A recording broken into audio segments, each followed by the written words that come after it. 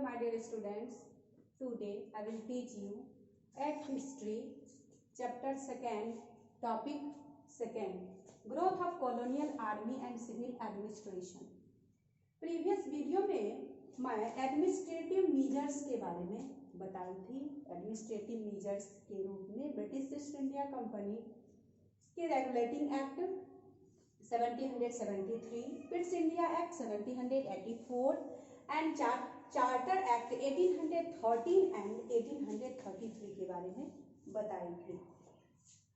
आज मैं agencies of administration कि उनके एक्ट तो निकल गए, लेकिन एक्ट के इम्प्लीमेंटेशन के लिए क्या सब यहाँ पे सेटलमेंट है वो आज हम देखते हैं।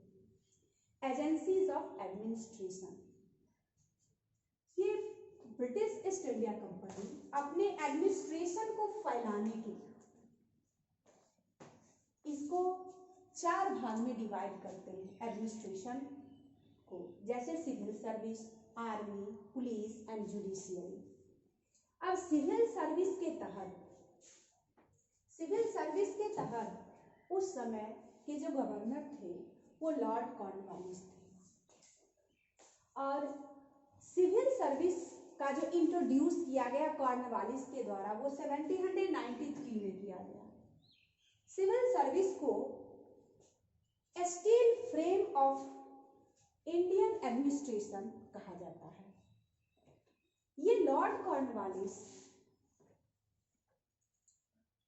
इस सिविल सर्विस के फादर माने जाते थे, यानी कि father of civil service and police. इस ढंग की व्यवस्था हमारे इंडिया में पहले सिविल सर्विस और पुलिस की नहीं थी, इसीलिए इनको father of the civil service and police कहा जाता है।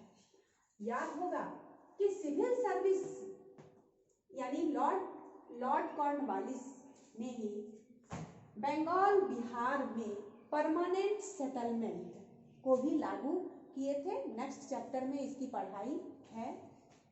फिर इनके जो रेगुलेशंस हैं वो कॉर्नवालिस कोड के नाम से प्रसिद्ध है।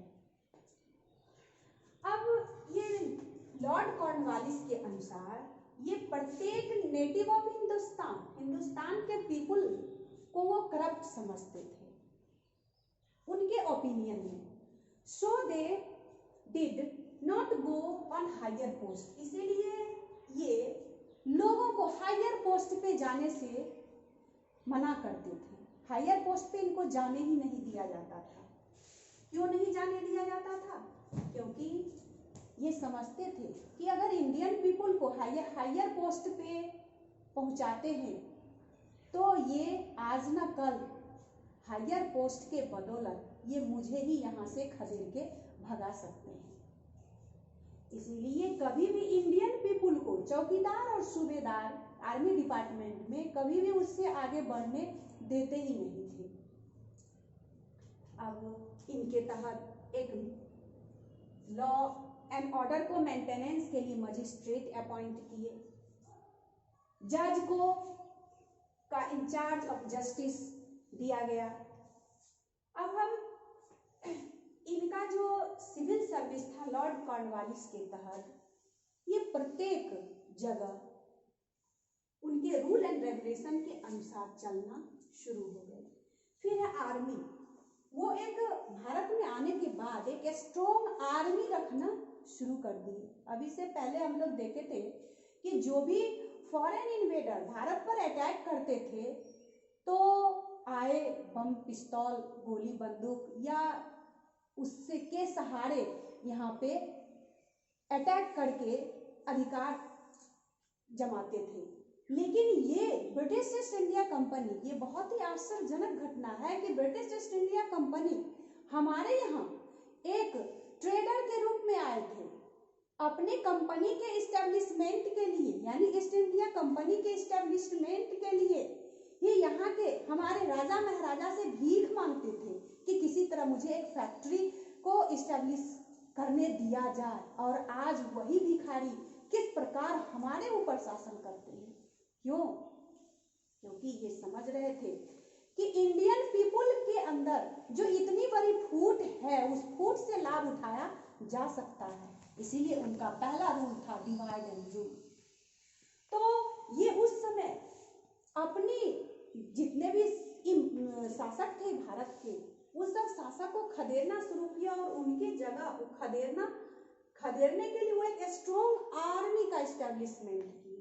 और इस स्ट्रॉन्ग आर्मी का क्या एम था उनको रखने का, तो कंक्वर न्यू टेरिटोरीज, और विभिन्न टेरिटोरीज को अपने ब्रिटिश ईस्ट इंडिया टेरिटोरीज में मिलाना, प्रोटेक्ट ब्रिटिश टेरिटोरीज, और जितने उनके टेरिटोरीज थे उसकी रक्षा के लिए भी तो आर्मी चाहिए, तो उनके प्रोटेक्शन के लिए भी वो आर्मी रखे हुए थे। Support revolts of Indian Kings, और इंडियन किंग्स तो निश्चित रूप से रिवोल्ट करेंगे क्योंकि उनकी ये मातृभूमि है, तो वो जब रिवोल्ट करेंगे तो उसके लिए भी वहां पे पुलिस भेजी जाएगी, यानी कि उसके लिए भी स्ट्रॉन्ग आर्मी की जरूरत पड़ेगी। और यहीं पे हम देखते हैं कि ये सब जो सिचुएशन बन रहा है वो 1857 का सिचुएशन बन रहा है कि फर्स्ट इंडिपेंडेंट वार जो हम लोग लड़ते हैं, उस फर्स्ट इंडिपेंडेंट वार, ये सारे एक्ट को हम बर्दाश्त नहीं कर पाते हैं, और यहाँ के जितने भी इंडियन पीपुल होते हैं, रिवोल्यूशनरीज होते हैं, वो इस फर्स्ट इंडिपेंडेंट वार में लड़ाई लड़ते हैं। अब नेक्स्ट में पुलिस है और तीसरा है जुडिशियरी। नेक्स्ट वीडियो में बताऊंगी। धन्यवाद।